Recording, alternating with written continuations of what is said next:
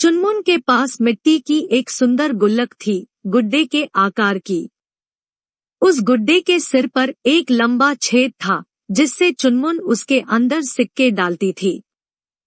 उसकी मम्मी रोज उसे एक सिक्का देती थी। चुनमुन गुल्लक को हिलाती थी तो खनखन की आवाज के साथ सिक्के हिलते थे। इससे चुनमुन को पता चल जाता था कि गुल्लक अभी थोड़ी खाली है। फिर एक दिन ऐसा हुआ कि उसने गुल्लक को धीरे से हिलाया, लेकिन कोई आवाज ही नहीं आई। उसने फिर से थोड़ा जोर से गुल्लक को हिलाया, फिर भी आवाज नहीं हुई। चुनमुन खुशी से चिल्लाई, मम्मी, मेरी गुल्लक भर गई। देखो ना, आवाज ही नहीं आ रही है। चुनमुन के आसपास बहुत से खिलौने पड़े हुए थे। उन्होंने यह बात सुनी। वे आपस में कानाफूसी करने लगे। कार बोली, सुना तुमने, गुल्लक पूरी भर गई है। हाँ, मैंने भी सुना।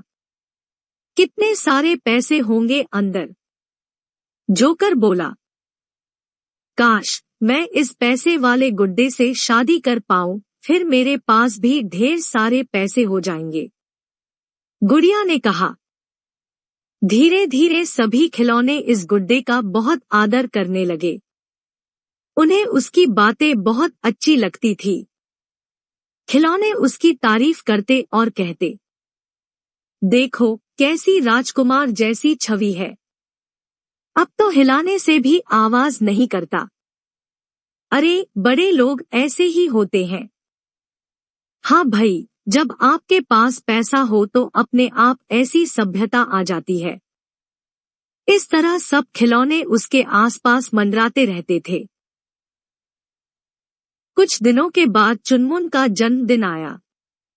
वह बहुत खुश थी, क्योंकि वह समय आ गया था जब उसे अपनी गुल्लक के पैसे निकालने थे। उसे यह गुल्लक बहुत पसंद थी, इसीलिए मम्मी ने उसके लिए इसी तरह की और गुल्लक लाकर रखी थी, एक और सुंदर गुड्डा। चुनमुन अपने कमरे में आई और पुरानी गुल्लक को उठाकर नई गुल्लक उसकी जगह रख दी। उसने नई गुल्लक को हिलाकर देखा। उसमें से भी कोई आवाज नहीं आई, क्योंकि वह खाली थी। उसमें कोई सिक्का था ही नहीं। उसके खिलौनों ने देखा कि खाली गुड्डा भी उतना ही सुंदर था जितना भरा हुआ था। इससे भी कोई आवाज नहीं आ रही थी, यह भी शांत खड़ा हुआ था। और तब उन्हें समझ में आया कि शांत और सभ्य होने के लिए पैसे वाला होना जरूरी नहीं है। इसीलिए वे नए गुड्डे का भी उतना ही आदर करते थे जितना पुराने भरे हुए गुड्डे का करते थे।